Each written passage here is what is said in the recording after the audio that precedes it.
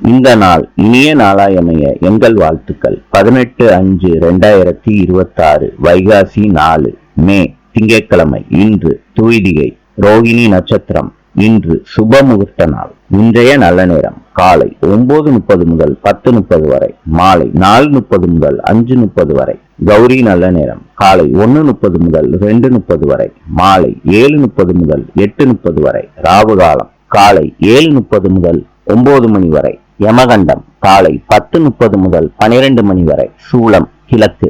இன்றைய ராசி பலன். மேஷம் நலம், ரிஷபம் சினம், மிதுனம் உற்சாகம், கடகம் நிறைவு, சிம்மம் முயற்சி, கன்னி சினம், துலாம் நன்மை, விருச்சிகம் உயர்வு, தனுசு புகழ், மகரம் சுபம், கும்பம் அமைதி, மீனம் பெருமை.